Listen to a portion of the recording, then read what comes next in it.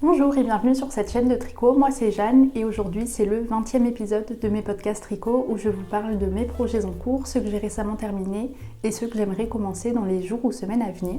Pour ne pas changer de mon habitude, j'ai beaucoup tricoté ce mois-ci, d'autant plus que les températures ont bien baissé, on sent que c'est officiellement l'automne donc là je suis inspirée et j'ai récemment fait le tri de mes affaires, de ma garde-robe et j'ai sorti mes pulls en laine, donc mes pulls d'hiver et je me suis rendu compte, à ma grande surprise, que j'en avais beaucoup. Donc là j'ai été inspirée ce mois-ci à surtout monter des accessoires parce que ça prend un peu moins de place et ça prend du temps quand même à tricoter vu que souvent c'est sur des petites aiguilles. Donc là c'est pour ça aussi que j'ai particulièrement beaucoup d'encours cet épisode, c'est que je tricote plein d'accessoires. Autre chose pour aujourd'hui, vu qu'on a récemment atteint les 5000 abonnés sur cette chaîne, je voulais faire un petit giveaway pour vous remercier, donc ce sera à la fin de la vidéo si ça vous intéresse. Et donc je vais commencer, j'espère que vous êtes bien installés, que vous avez votre ouvrage, pourquoi pas une petite boisson. Moi je bois du décaféiné. Et je vais commencer par ce que je porte. Donc c'est le premier projet terminé de ce mois-ci, c'est la Olga Jacket de Petite Knit. Donc la dernière fois, il me manquait plus qu'une manche. J'étais arrivée à court de ma laine violette. Et donc je l'ai fini assez rapidement. Et donc là c'est bon, il est tout fini, j'ai mis les boutons, il est bloqué et je l'ai déjà bien porté. Donc pour reprendre dans l'ordre, cette Olga Jacket, donc c'est un cardigan épaule tombante, donc c'est une coupe assez classique, assez oversize. On a des manches droites avec des diminutions et des cottes 1-1 en finition. Ce qui est chouette dans ce patron, bien sûr, c'est les rayures. Donc c'est des rayures sur 4 rangs, ce qui fait que ça va assez vite et j'aime vraiment bien le rendu de cette épaisseur de rayures.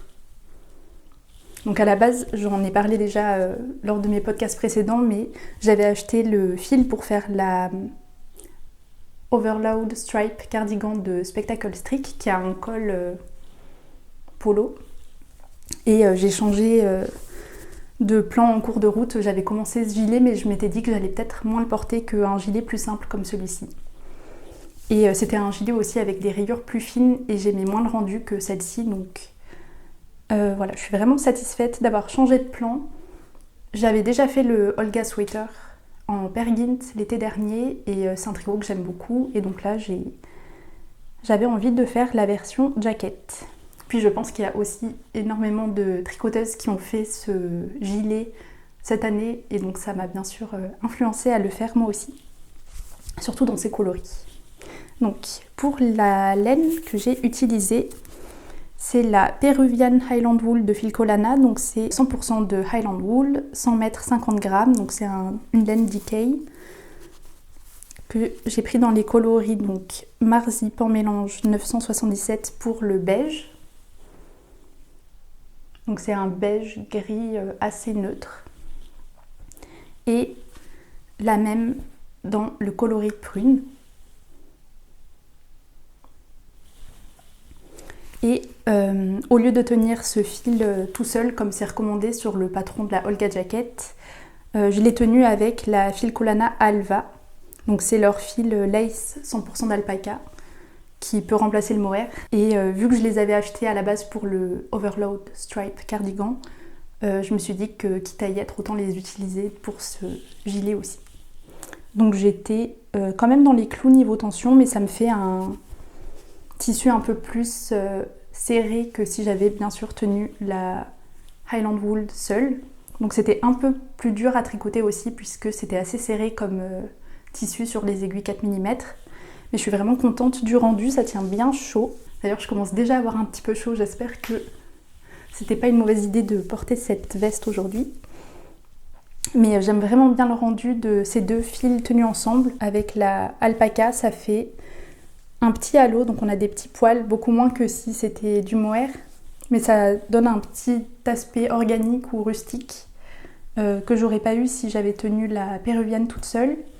Et aussi, je me répète par rapport au dernier épisode, mais j'ai entendu dire que la péruvienne elle pelait pas mal vu que c'est une laine quand même assez douce et donc j'espère qu'en la tenant avec la Alva ça évitera de boulocher. Et donc là je l'ai porté quelques fois et ça n'a pas trop bouloché, donc c'est cool. Donc je me lève pour vous montrer le gilet, mais globalement je suis vraiment contente.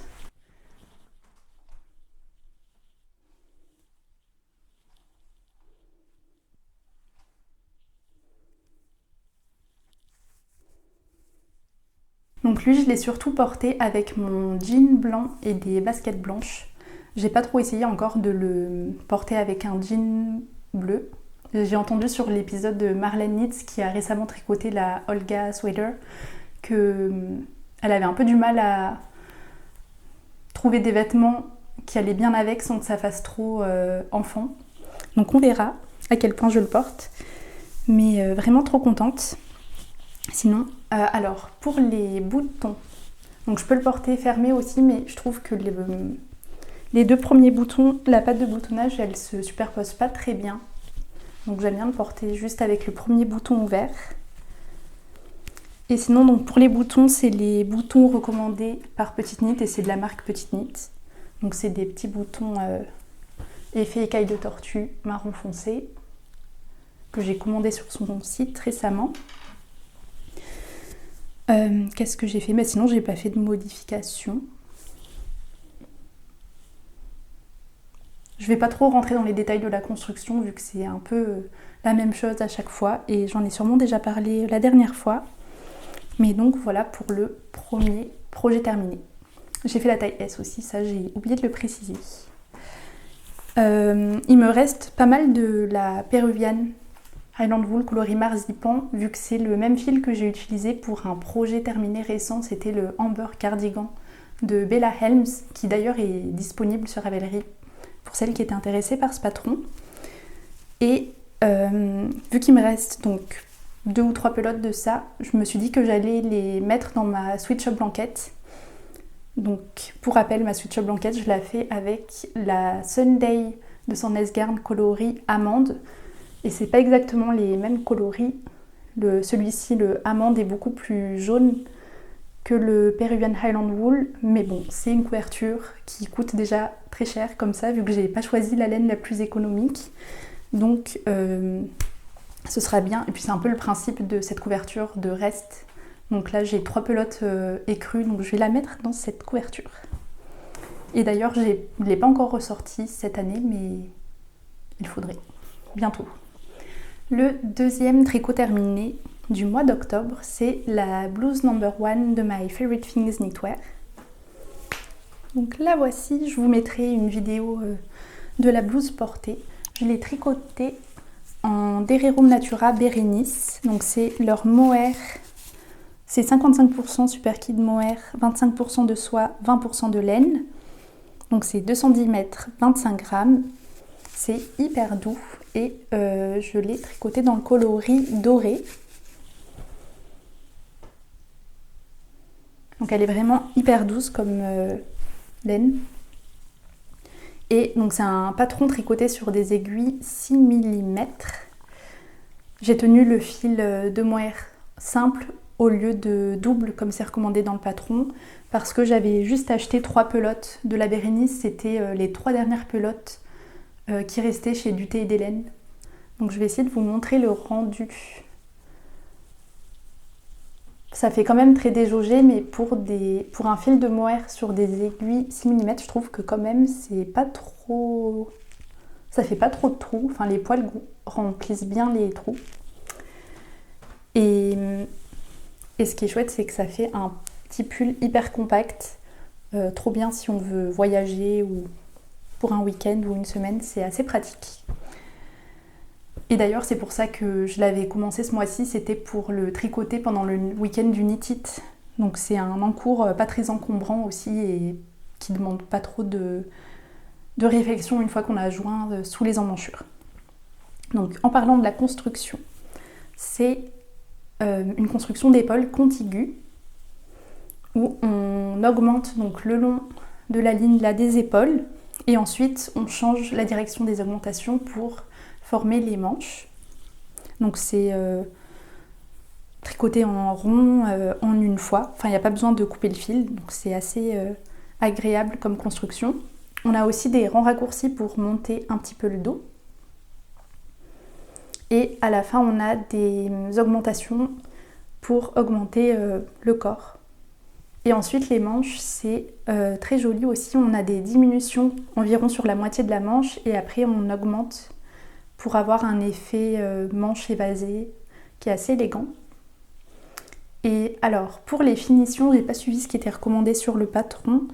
J'ai fait un rabattage classique en essayant de pas trop le serrer. Et c'est recommandé de faire un rabattage élastique, je crois, mais j'ai vu sur le podcast de Emma Tricolibri, qui a fait aussi cette blouse récemment, que ce rabattage donc élastique avait tendance à vraiment s'enrouler et que c'était pas forcément ce qu'elle recherchait, et moi non plus, donc j'ai bien fait de faire juste un rabattage classique. Donc j'ai pas trop ce problème de pull qui roulotte. Et en effet, du coup, c'est pas du tout élastique, donc faut faire gaffe en l'enfilant de pas casser le fil, surtout que j'en ai tenu que un au lieu de 2. Donc c'est pas le tricot le plus solide de la planète, faut pas que je m'accroche, mais j'en suis satisfaite. Alors lui, je l'ai porté qu'une fois, c'était pas au travail, c'était juste une après-midi en ville. Et il est chouette, il est un peu plus compliqué à porter parce que forcément il est hyper ajouré, donc faut bien réfléchir à ce qu'on met en dessous. Mais sinon je m'imaginais surtout le porter pour la période de Noël et du Nouvel An, vu que souvent il fait assez chaud en intérieur à cette période où on cuisine beaucoup, où il y a beaucoup de monde, donc c'était mon idée à la base pour ce projet. Donc je viens de regarder mes notes et j'ai oublié de dire pour la tension, vu que j'ai tenu qu'un fil au lieu de 2, mon échantillon était un peu plus petit que ce qui était recommandé, donc j'ai fait la taille 5 au lieu de la taille 2. D'habitude je tricote la taille 2 je crois pour les patrons de My Favorite Things. Donc voilà, c'est la seule modification que j'ai faite, et après je trouve que c'est assez ajustable, un peu comme les raglans, vu qu'on fait des augmentations pour les manches, on peut l'essayer et voir jusqu'où on s'arrête. Donc voilà pour la blouse numéro 1 de My Favorite Things. Je suis plutôt contente donc, de ce projet qui m'a demandé moins de 3 pelotes. Donc si vous avez 3 pelotes ou 4 de mohair, que vous ne savez pas trop quoi en faire, vous pouvez faire une version de cette blouse en tenant juste un fil au lieu de 2.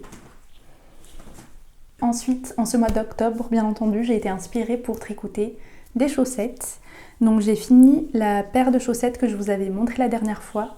Donc c'est une paire toute simple, c'est les I'm So Basic Socks de Summerly Design, même si aujourd'hui j'en ai fait tellement que je suis plus vraiment le patron. Donc celles-ci je les ai tricotées avec le fil à chaussettes de Rosa Pomar, donc c'est la Mondim, c'est le coloris 571, donc c'est un bleu vert gris.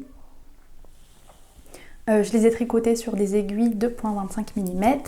J'ai monté 64 mailles et j'ai fait des cottes de 2 et le talon renforcé à gousset et les diminutions normales pour les orteils. Donc vraiment rien de spécial, rien de particulier pour ces chaussettes, mais j'ai remarqué en fait que mes chaussettes un peu plus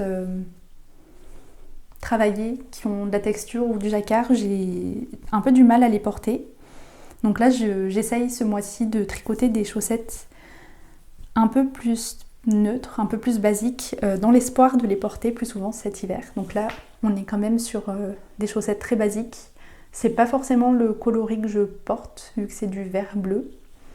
Mais je pense qu'avec un jean, ça pourra bien passer. Donc là, bien sûr, il fait froid, mais pas encore assez froid pour porter ces chaussettes. Donc cet hiver, j'essaierai de vous faire un retour sur comment tient ce fil, vu que c'est un fil à chaussettes sans nylon.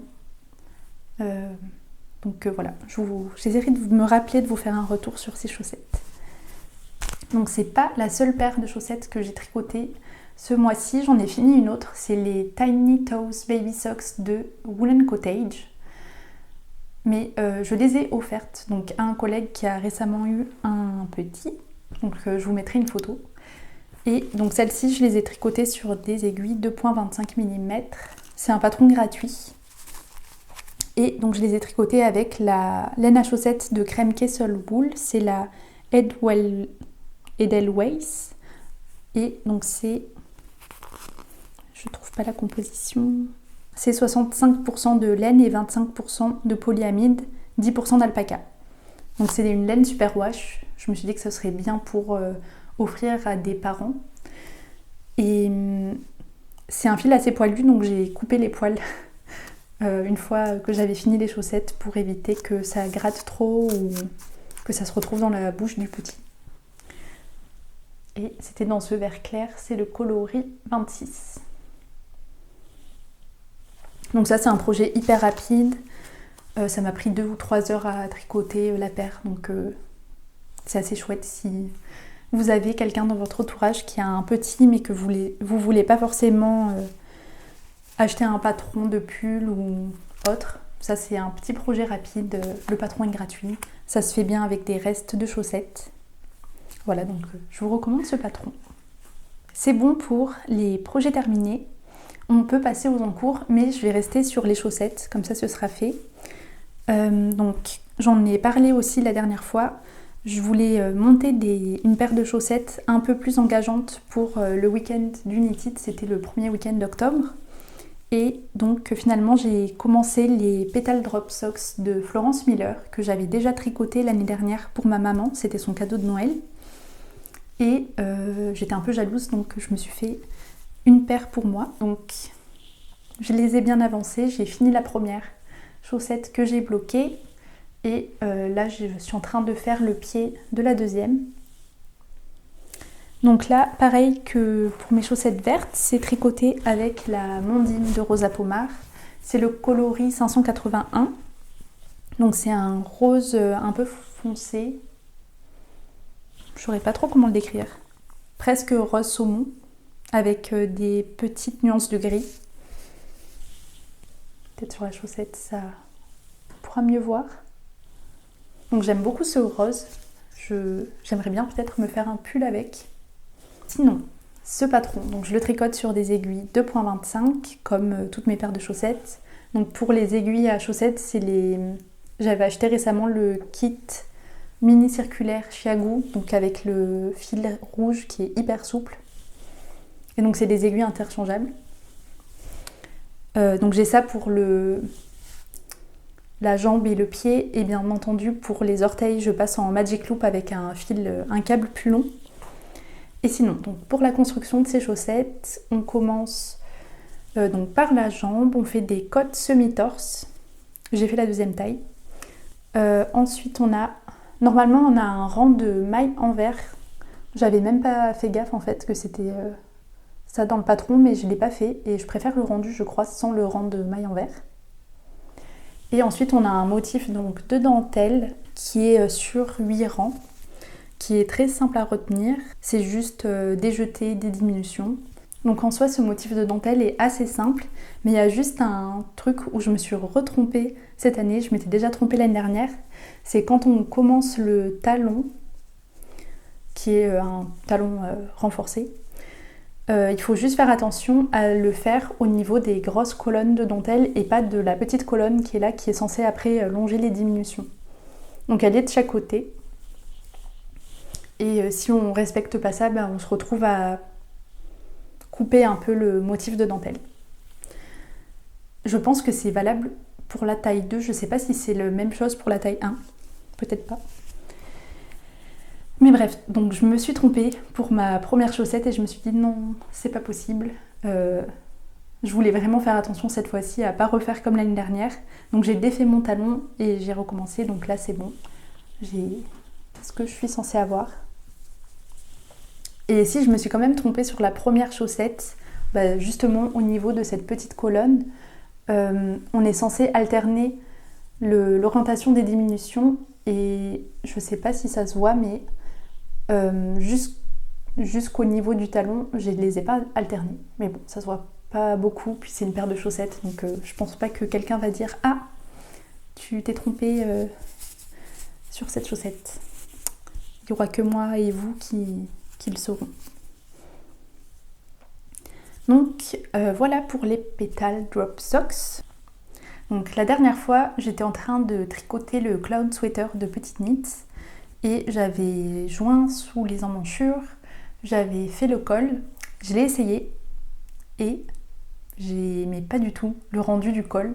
Donc j'ai pris une vidéo avant de, spoiler, le détricoter. Je vous la montrerai, je l'insérerai ici. Mais donc j'aimais pas du tout cet effet du col. J'avais l'impression de ressembler un peu à un entonnoir. Et je pense que c'est aussi lié au fait que je trouve que j'ai des épaules assez carrées et assez larges. Et là, ça faisait trop de jersey. Enfin, ça faisait un trop gros rectangle en jersey. Et je trouvais que ça faisait pas très flatteur. Et donc, j'ai décidé de le détricoter. Parce que, entre-temps aussi, ce qui m'a un peu fait remettre en question ce projet, c'est que je regardais le dernier vlog de Ellie Allwool Fibers. Je vous mettrai sa chaîne en description. Je suis vraiment fan de ce qu'elle fait. Et elle tricotait le weekend sweater de Petite Knit dans un fil qui ressemble un peu à celui que j'utilise. Donc elle le tricotait en Isager, alpaca, un truc comme ça. C'est une laine un peu soufflée. Donc moi j'utilise pas la même laine qu'elle, c'est la Snef Snook de Camarose. Mais voilà, c'est une laine hyper gonflante et légère. Et donc, elle tricotait le weekend sweater qu'elle a essayé et je me suis dit, waouh, ça rend tellement mieux que moi quand j'essaye mon cloud sweater. Donc au début, je me suis dit, bon, peut-être que je vais tricoter le weekend sweater comme elle. Sauf que j'avais pas forcément envie de racheter un patron et je me suis rappelé que j'avais tricoté l'année dernière un pull dans la construction ressemblait un peu au weekend sweater, dans le sens où on avait un col montant qui partait assez bas. Enfin, en gros, la construction du pull de base est assez décolletée et après on relève les mailles pour avoir un col montant ou un mock neck.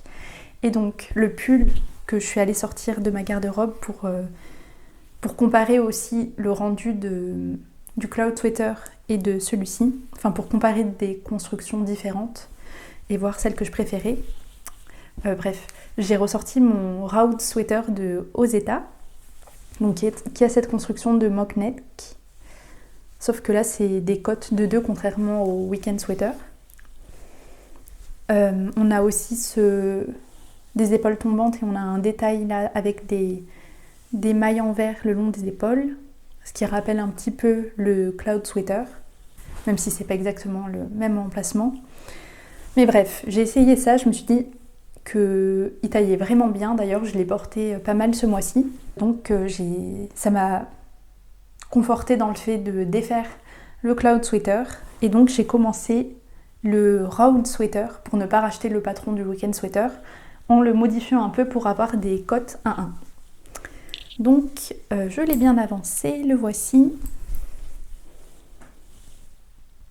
Donc là j'ai fini le corps, enfin il me manque juste à faire les côtes. Je sais pas encore si je fais des finitions hyper simples comme pour le col, donc des côtes 1-1 avec un rabattage tubulaire, ou si je fais comme pour le round sweater et le cloud sweater des côtes 1-1 et quelques rangs de jersey pour faire les bords enroulés. Ça j'ai pas encore décidé. Voilà donc pour ma petite modification de ce patron. Mais sinon, donc pour revenir sur le round sweater, donc c'est un patron qui se tricote sur des aiguilles 5 mm, donc ça monte plutôt vite par rapport au cloud sweater qui est sur des aiguilles 4,5 mm. Donc ça c'est un autre facteur aussi qui a déterminé à ce que je change de patron. Je trouvais que le tissu était trop serré, c'était un peu comme pour ma jaquette, c'était pas agréable à tricoter en fait, donc c'était... J'ai l'impression que c'est décousu. Donc c'est de la Snif Snook de Camarose que je tiens avec le Knitting for Olive Mohair dans les coloris. Donc pour la Snif Snook c'est Morkey Brown, je crois que c'est mélange de brun, je suis pas sûre. C'est la couleur sinon 7317 et le Knitting for Olive c'est le coloris chocolat. Non, pas du tout. C'est le marron ours, donc c'est leur marron très foncé qui s'accorde très bien donc avec la Snif Snook de Camarose. Donc je tiens ces deux ensemble et c'est beaucoup plus agréable de les tricoter sur du 5 mm que sur du 4,5. Donc je vous montre le rendu. Donc voilà, celui-ci j'ai trop hâte de pouvoir le porter parce que c'est une matière vraiment hyper douce, c'est assez léger et bien sûr c'est en marron, donc une couleur que j'apprécie comme vous le savez.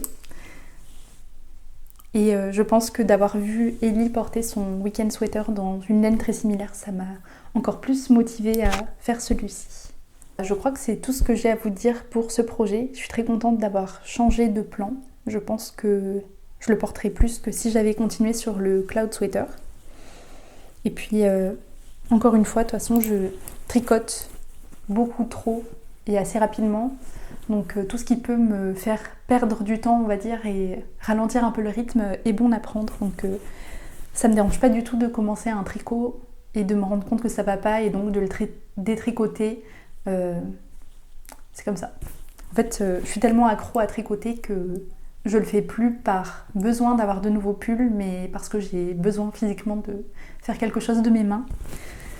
Donc voilà pour le Rhodes Sweater. Ensuite, l'autre en cours qui ressemble un peu au Rhodes Sweater dans le sens où c'est mon seul autre vêtement en cours dans un coloris très similaire, c'est le Janet Cardigan de Kate Morekanit que je teste pour elle. Donc c'est la deuxième fois que je teste pour Kate et comme pour mon dernier test, donc c'était le Siro Sweater.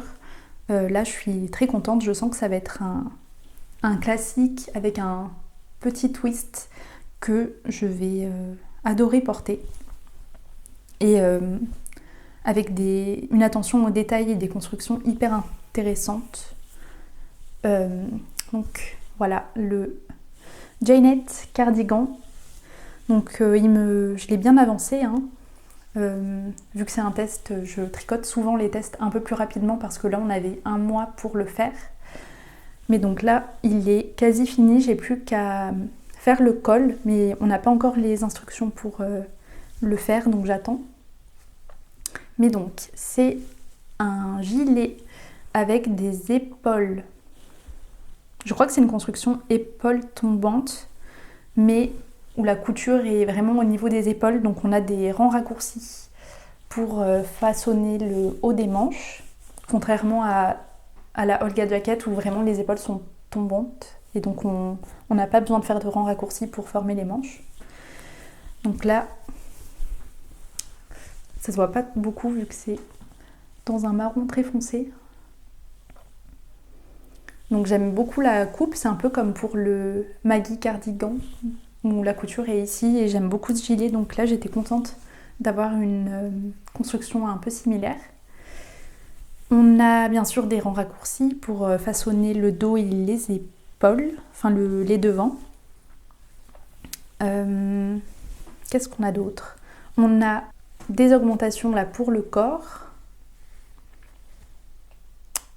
Ensuite, donc on joint sous les emmanchures, on tricote le corps en aller-retour normal jusqu'à un peu avant la fin où c'est pas un gilet classique où on a la patte de boutonnage qui se superpose jusqu'au bout du gilet. Là, le petit détail qui change un peu dans ce gilet, c'est que le bas fait une petite fente comme ça. Donc on peut pas attacher le dernier bouton si on veut. Enfin, je sais pas si c'est très clair, mais en gros la patte de boutonnage fait cette forme. Donc c'est assez mignon, je trouve, comme détail. Et donc, du coup, ça fait qu'on a des diminutions là, sur le corps, juste avant de faire les côtes. Mais encore une fois, je suis pas sûre que vous arriverez à voir quelque chose avec cette couleur marron foncé. Donc ça, c'est pour la construction globale. Après, pour la patte de boutonnage, c'est fait en tricot double. Et j'ai adoré la technique pour faire les boutons de la patte de boutonnage. C'est la première fois que je faisais cette technique et en fait, j'ai pas compris exactement ce qui se passait. Mais ça permet de ne pas avoir à couper son fil quand on fait les boutons. Donc, et le rendu est hyper propre. Donc encore une fois, j'apprends des nouvelles techniques en tricotant les patrons de Kate. Donc c'est vraiment chouette. Voilà. Et sinon, les détails des manches et du corps, c'est juste des cottes 1-1 avec le rabattage tubulaire comme d'habitude. Et je me suis forcée à pas le faire trop serré. J'ai tendance à les faire un petit peu serrés. Et donc là, je suis assez contente de mes rabattages. Donc c'est à peu près tout pour la construction. Comme je disais, il me manque plus que le col à faire. Ce sera des cottes 1-1 et c'est un col replié. Je ne l'ai pas précisé aussi pour les manches. Il y a des diminutions tout le long des manches. Ce que j'aime bien parce que je trouve que ça motive à tricoter les manches. Ça donne un rythme en fait au tricot. Donc j'ai jamais le problème de sleeve island. C'est quand on a fini tout le corps mais qu'on a du mal à finir les manches, un peu comme pour les chaussettes, on en finit une et on reste bloqué sur la deuxième. J'ai vraiment pas ce problème. Et donc, le fil. Donc le fil était offert pour le test par Gépard, donc la marque de laine Gépard, que j'avais tricoté qu'une fois. Mais donc, c'est pas des fils que j'ai l'habitude de tricoter et je suis vraiment pas déçue. Donc, j'ai tenu la Puralana 50% de laine, 50% d'alpaca avec leur kit Seta, donc c'est leur mohair. Et j'ai pris dans leur coloris donc marron foncé. Et ça matche très bien. Parce que des fois je me retrouve un petit peu embêtée pour les tests où les laines recommandées ne sont pas assorties. Ça me l'avait fait pour le Theresia cardigan de Gregoria Fibers. Mais ils n'avaient pas de marron qui correspondait entre le mérino et le mohair.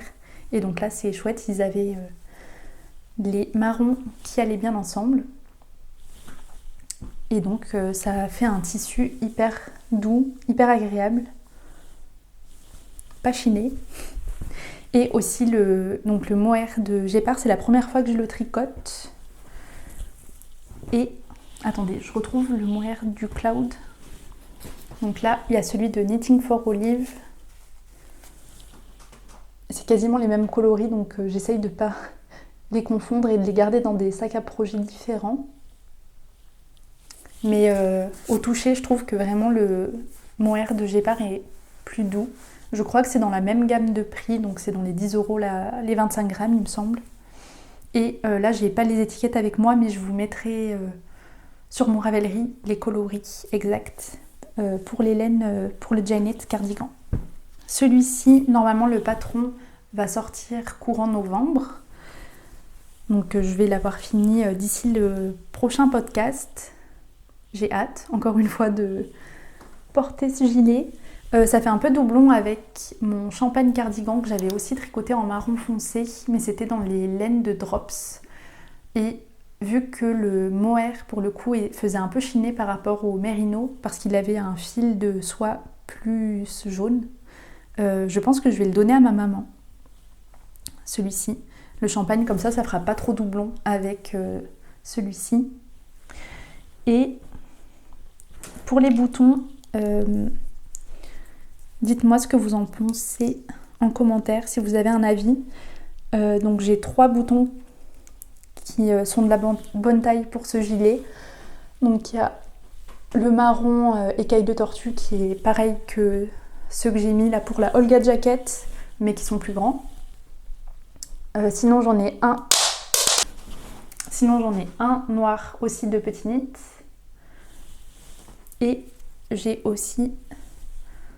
ai 5 ou 6 comme ça que j'avais acheté chez Rosa Pomar à Lisbonne. Et je pense que c'est plutôt ceux-là que je mettrai sur le gilet. Après, je trouvais ça un peu dommage vu que là, j'aurais besoin que de 4 boutons d'utiliser ceux-ci alors que j'en ai 6. Donc ça veut dire qu'il y en a 2 que j'utiliserai pas, mais bon. Au pire, j'en rachèterai. Donc voilà pour le Janet cardigan. Je sais pas d'où vient l'inspiration de ce nom pour le patron, mais je trouve ça assez rigolo, qui s'appelle Janet. C'est presque mon surnom, parce qu'il n'y a pas de E, c'est écrit à l'anglaise. Ensuite, j'ai commencé un autre Pressed Flower Kerchief de Amy Christophers, parce que c'est un patron trop mignon et qu'il est tellement addictif à tricoter qu'il se fait avec des restes. Donc j'en ai commencé un deuxième. Tadam! Donc comme je disais dans le dernier podcast, je voulais en faire un pour ma tante et je pense que je vais lui offrir celui que j'ai tricoté en premier, donc le bordeaux et doré, que j'avais fait avec du mohair. Et pour moi, je pense que je vais garder celui-ci qui est dans des coloris que j'ai pas trop l'habitude de porter vu que c'est un peu plus froid. Mais j'aime bien quand même, je pense que ça ira bien. Alors, pour les fils que j'utilise pour celui-ci, j'avais des restes de la Alpaca 2 de Isager dans le coloris. Attendez. Coloris E7S. Donc c'est un fil qui m'avait été offert pour tester le Daphnis Cardigan. Et donc c'est un kaki qui a des petites nuances quand même un peu chaudes. Mais c'est un gris marron froid. Je sais pas trop comment décrire cette couleur. Mais bon, c'est 50% d'alpaca, 50% de laine, 50 grammes, 250 mètres. Donc c'est un fingering. Et il est très agréable. Il fait pas rustique, mais encore une fois organique. Donc il a un petit halo. Et je me suis dit que ça pourra être un bon intermédiaire entre juste un mérino et un mérino tenu avec du mohair. Donc là ça fait un peu poilu mais pas trop. Et donc je tiens lui en couleur de fond. Et pour les fleurs, je tiens un reste de Marilyn, toujours d'Isager. J'ai l'étiquette là. Marilyn, c'est 80% de laine, 20% de lin. 50 grammes, ça fait 208 mètres. Donc c'est du fingering aussi. Dans ce rose clair. C'est le coloris 61 et je le tiens avec la Alpaca 1, toujours d'Isager, donc c'est le même fil que la Alpaca 2 mais 2 fois moins épaisse.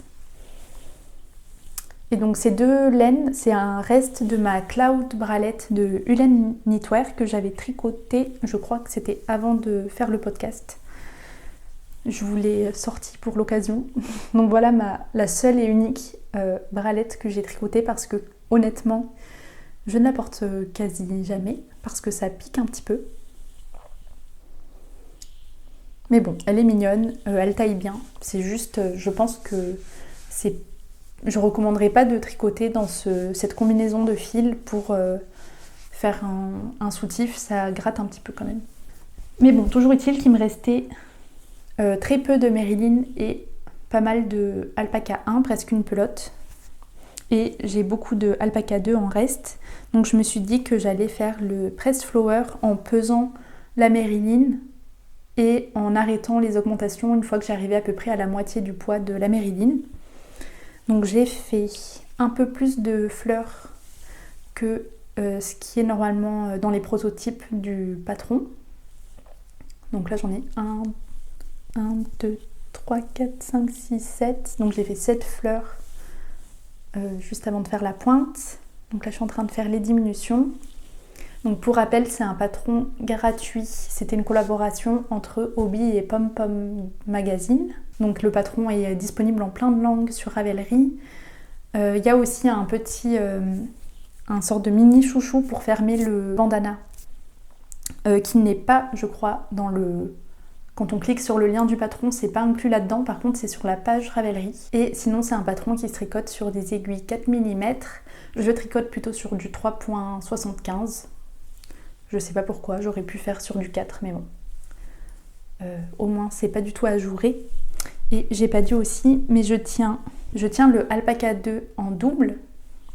Et donc je tiens la Alpaca 1 aussi en double que je tiens au Marilyn. Donc j'ai 3 fils pour le rose et 2 fils pour le kaki. Aussi je me suis rendu compte pendant que je le tricotais que mes coloris ressemblaient vraiment à la grille de jacquard. Enfin c'est pas du jacquard, c'est de la mosaïque, mais à la grille qu'il y a dans le patron. Donc ça m'a fait un peu rire. J'étais inspirée par cette grille sans le savoir. Mais bon, j'aime vraiment le rendu de ces deux couleurs tenues ensemble. Le contraste est un peu moins prononcé que pour ma première version. Mais bon, je suis très contente. Et je me suis dit, vu que depuis le dernier podcast, j'ai reçu pas mal de commentaires ou de messages de personnes qui avaient commencé aussi ce petit châle, enfin ce petit bandana, que à la base je le faisais en cale avec 2 copines, Juliette et Patricia. Je me suis dit, vu qu'on est si nombreuses à tricoter ce châle, que ce serait chouette qu'on ait un endroit pour partager nos petits projets fleuris. Et donc, je pense que je vais lancer une page Discord pour ce patron. Comme ça, on pourra se faire un mini cale des press flowers. Je crois que c'est pas trop difficile d'utiliser Discord. Et si vous tricotez aussi ce patron, ou si vous l'avez tricoté, n'hésitez pas à partager vos photos. Ça pourra être chouette de voir tous nos petits projets fleuris dans un même endroit. Donc ensuite, hier, j'ai commencé un petit projet très mignon, mais pas très utile honnêtement. C'est le Fall Harvest Charm Set de Suzanne B. Anderson qui m'avait d'ailleurs été offert dans la période de Noël l'année dernière. Donc merci beaucoup à la personne qui m'a offert ce patron. C'est un plaisir à tricoter. Et donc je vous mettrai une photo de à quoi ressemble ce patron. C'est un petit set pour faire une guirlande automnale. Et donc j'ai commencé hier à me faire les petites feuilles. Donc j'en ai 5 pour l'instant. Voilà mes petites feuilles. C'est tout mignon. Donc c'est un patron qui permet de tricoter ces restes de fil fingering. Donc vraiment on n'a pas besoin de beaucoup de grammes pour faire des petites feuilles ou autres. Je crois que pour les feuilles il faut 3 grammes, un truc comme ça. C'est assez simple aussi à faire et à mémoriser comme patron. Là ça se fait sur des aiguilles double pointe de 3 mm. On a besoin que de 2 aiguilles pour les feuilles, donc ça se fait à plat. On a des augmentations au début, au milieu et après des diminutions, donc tout se fait au centre de la feuille. Et donc là j'ai fait les feuilles, je pense que je vais m'arrêter là pour les feuilles. Et maintenant j'attaque les citrouilles qui sont absolument adorables. Et pour le coup les citrouilles elles sont un peu moins simples à tricoter vu qu'on est en rond avec des aiguilles double pointe. Et moi j'ai des aiguilles double pointe un peu trop longues je pense par rapport à la circonférence de la citrouille. Donc je galère un peu, mais bon, ça se fait. Ça fait longtemps que je voulais me faire une petite guirlande décorative pour l'automne, donc je suis contente de m'être lancée. Et j'ai un dernier en cours à vous montrer, qui est quasiment fini.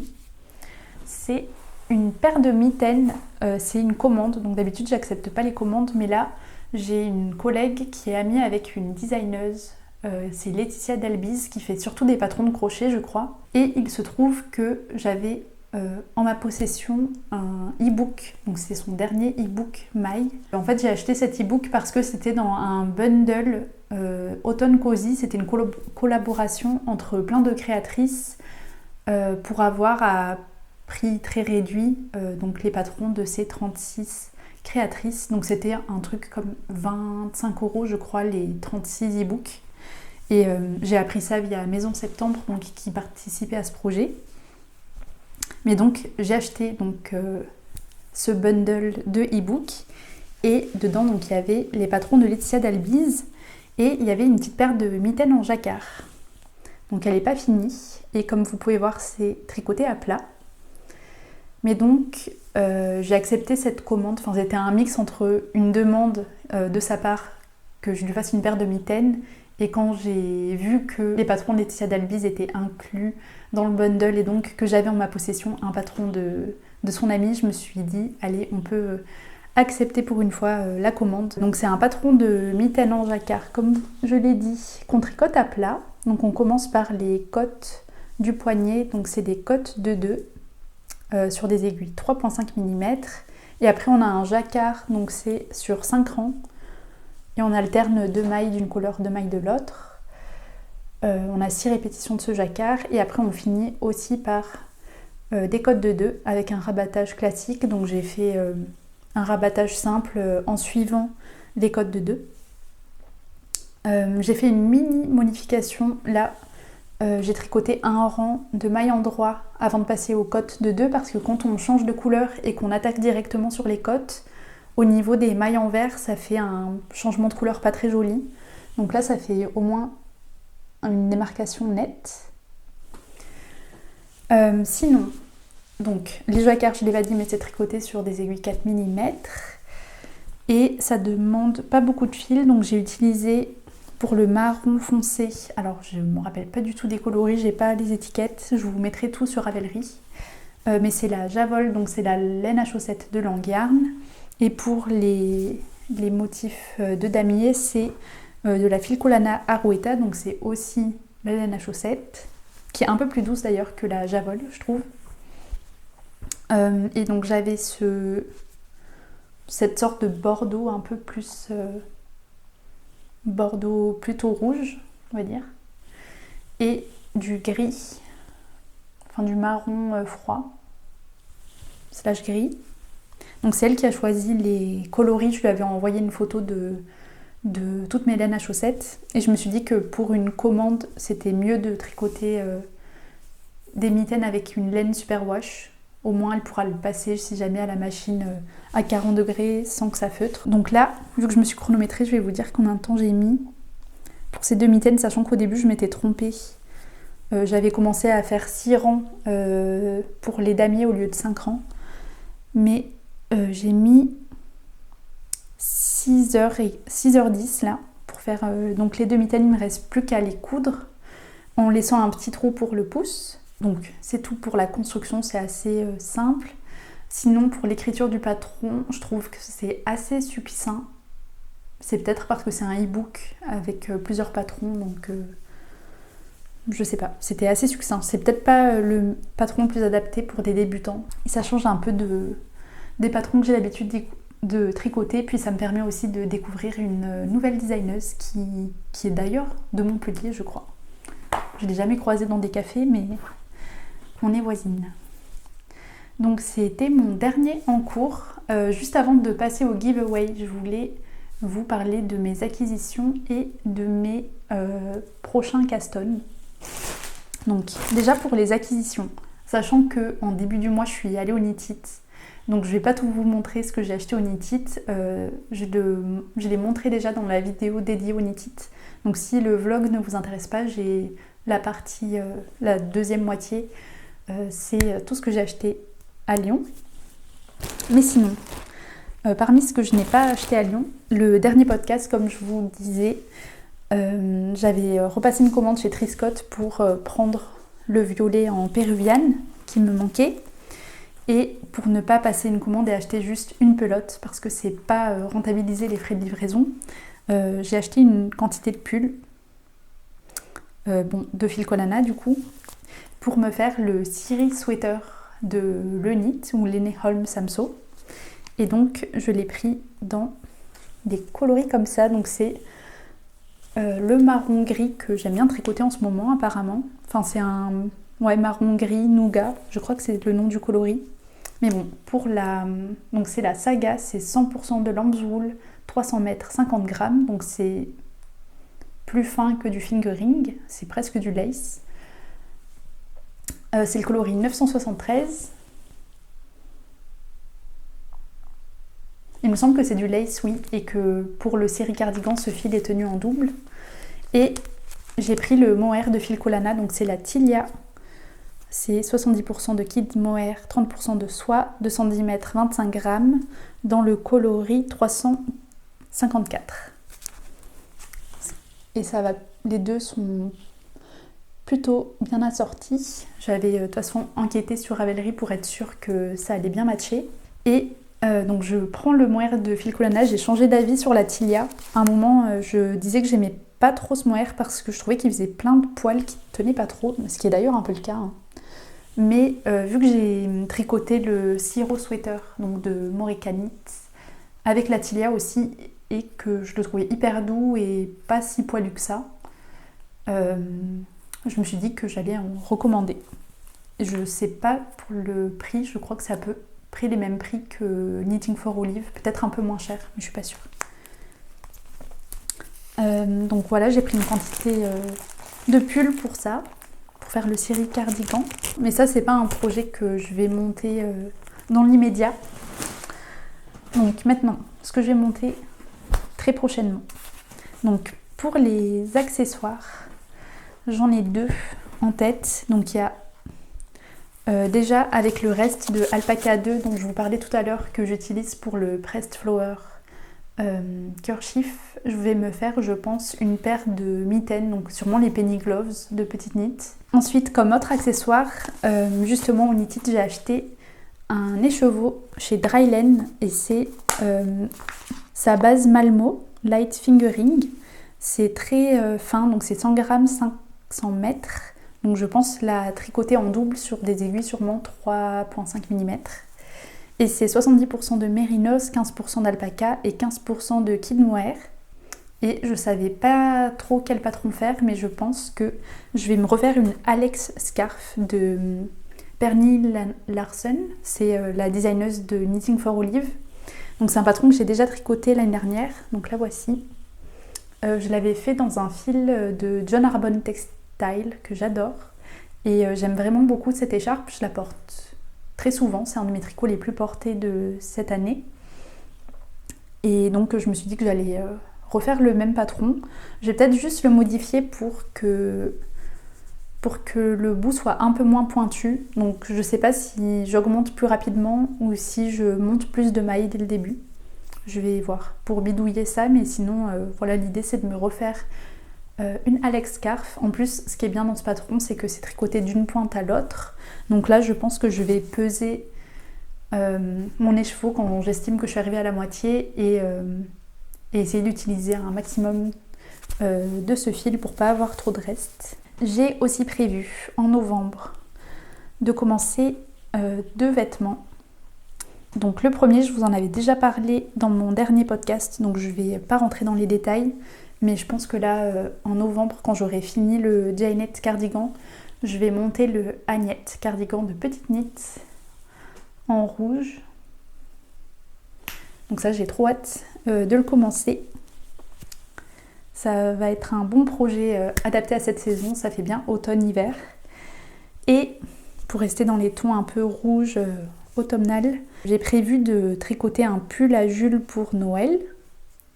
Un pull pour Jules. Je vais lui faire le Joanne Sweater de Gregoria Fibers. Donc c'est le même patron que je lui avais tricoté pour le Noël dernier. Et c'est son pull préféré, vraiment, il le met très souvent. Un peu trop souvent même, il commence à s'abîmer un peu. Mais donc je vais le tricoter dans la Brusca de Rosa Pomar qu'il a choisi à Lisbonne.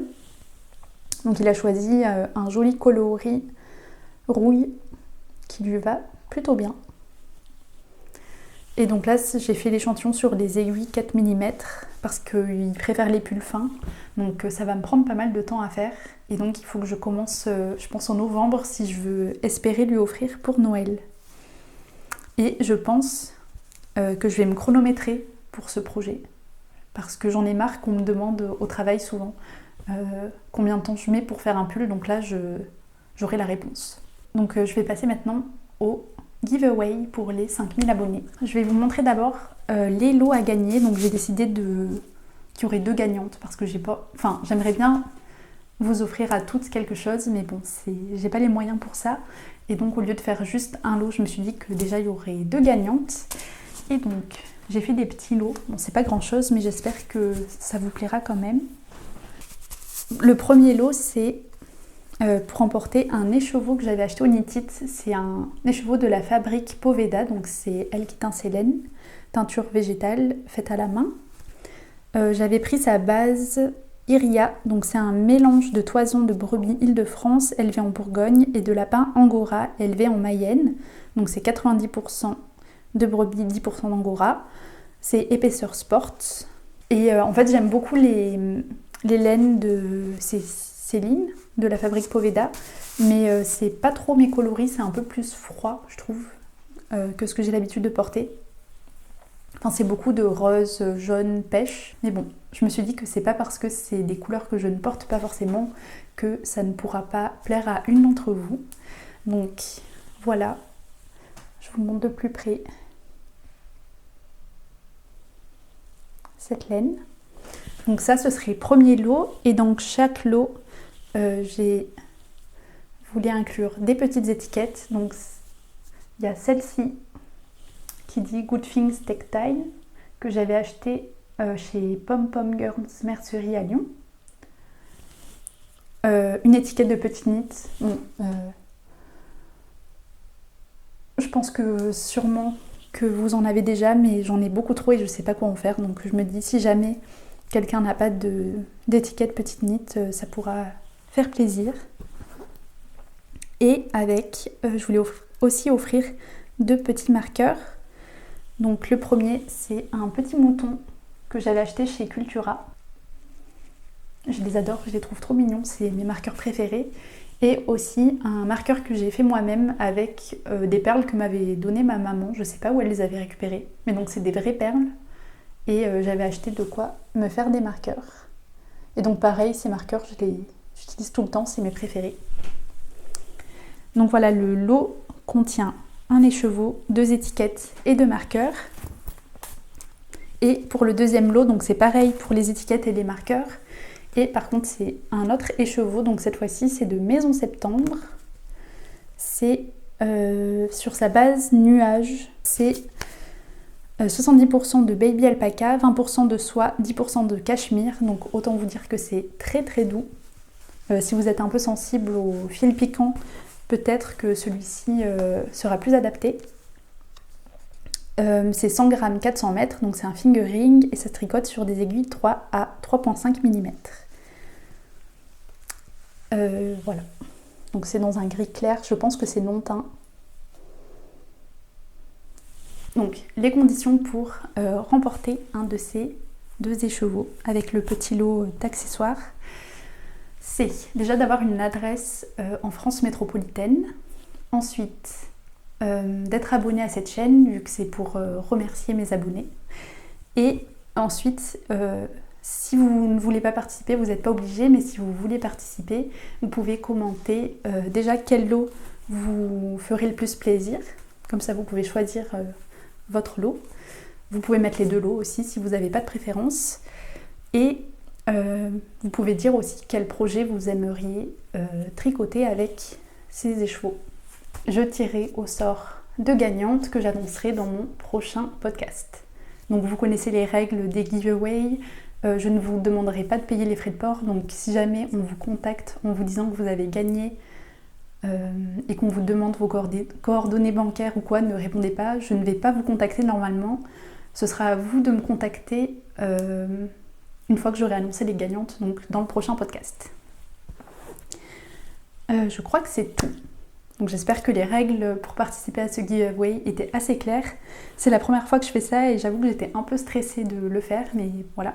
Donc vraiment merci, c'est trop chouette d'avoir cette petite communauté tricot où on peut échanger ensemble. Ça me fait vraiment plaisir et c'est ce qui me motive à tricoter et à vous faire ces vidéos bien sûr. Donc c'est tout pour ce podcast. J'espère que vous avez pu avancer sur votre projet. Et d'ici la prochaine vidéo, je vous dis très bon tricot et à bientôt.